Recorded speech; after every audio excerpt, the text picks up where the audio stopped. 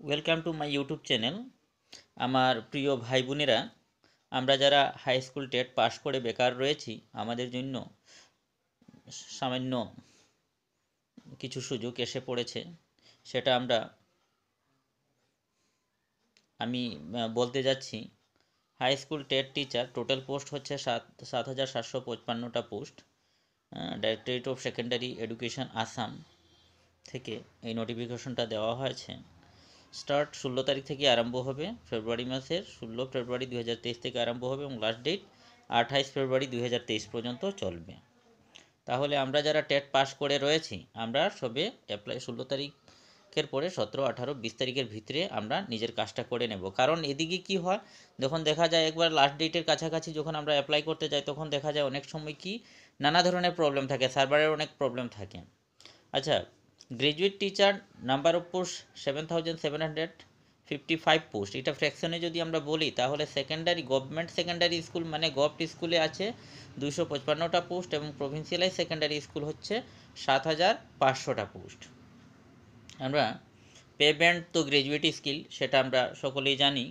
Graduate টিচারের জন্য requisite যে কোয়ালিফিকেশন সেটা হচ্ছে কি 50% মার্কস গ্রাজুয়েশনে হলে হবে, অথবা পোস্ট গ্রাজুয়েশনে 50% মার্কস হলে হবে। কারণ অনেক এরকম ক্যান্ডিডেট পাওয়া যায় যাদের ডিগ্রিতে মার্কস ভালো থাকে না, কিন্তু মাস্টার ডিগ্রিতে মার্কসটা ভালো থাকে। তাহলে মাস্টার ডিগ্রিতে 50% হইলেও হচ্ছে এবং বিএডে 50% লাগবে। পরবর্তীতে রয়েছে যে আমরা ডিগ্রি ও ডিপ্লোমাস কনফার্ড বাই KKHSOU অথবা IGNOU, Indira Gandhi national open university and IDOL under Guwahati university and distance education under Dibrugarh shall be considered valid for the purpose of employment.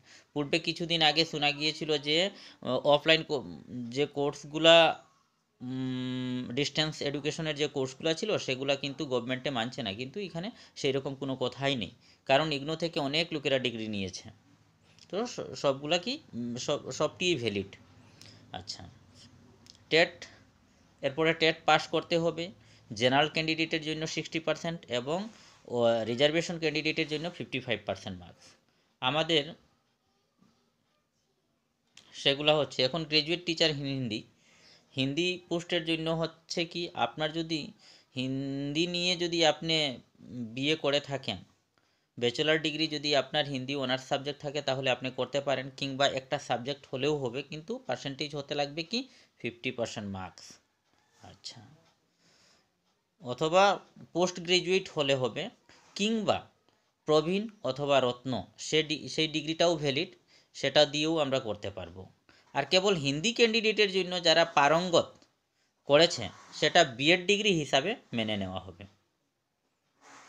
এবারে হচ্ছে in respect of secondary TET candidate obtain, সেটা graduate teacher in সংস্কৃতের সেইমিও Shastri with 50% marks, having degree qualification with 50% marks, or post graduate degree arts with 50% marks, or BA with 50% marks having Sanskrit as one of the subject। কেউ যদি graduation করে আর ওর একটা যদি subject সংস্কৃত থাকে এবং ওর পার্সেন্টেজ 50%, সে apply করতে পারবে। অথবা পোস্ট গ্রাজুয়েট ডিগ্রি করেছে ও 50% মার্কস, সেও অ্যাপ্লাই করতে পারবে। আচ্ছা, এই হলো। তাহলে আশা করছি আপনারা কথাগুলো বুঝতে পেরেছেন। মিডিয়ামের যে প্রবলেম, অ্যাকচুয়ালি সেকেন্ডারি স্কুল এবং হায়ার সেকেন্ডারি স্কুলে মিডিয়ামের কোনো প্রবলেম থাকেই না। কারণ সেখানে আমরা যদি মিডিয়াম যেটা, যেমনি আমাদের অত্র অঞ্চলে যে সমস্ত বেঙ্গলি মিডিয়াম স্কুল রয়েছে, বেশিরভাগ বেঙ্গলি, বড়াকে বেশিরভাগ বেঙ্গলি মিডিয়াম স্কুল এবং আপার আসামে বেশিরভাগ এসামিস মিডিয়াম স্কুল। কিন্তু কেউ যদি ওর বাংলা যদি না পড়ে থাকে, বাংলা যদি এমআইএল সাবজেক্ট হিসাবে যদি এইচএলসিতে যদি কেউ না পড়ে, তাহলে বঙ্গ সাহিত্যের ডিপ্লোমা হলে হচ্ছে। ঠিক তদ্রূপ এসামিস মিডিয়াম স্কুলের সেম পদ্ধতি আর কি। হিন্দি মিডিয়াম স্কুল থাকলে ওর এমআইএল হিন্দি হতে হবে। বড় মিডিয়ামের ক্ষেত্রে সেই বড় মিডিয়াম হতে হবে। কিন্তু বিশেষ সুবিধা হলো কি, বাংলা মিডিয়াম এবং এসামিস মিডিয়াম যে কেউ যে কোনো মিডিয়ামে সে এমআইএল সাবজেক্ট ম্যাট্রিকে থাকতে পারে, কিন্তু ওর যদি বাংলা মিডিয়াম স্কুলে অ্যাপ্লাই করতে হয় তাহলে ও কি করবে?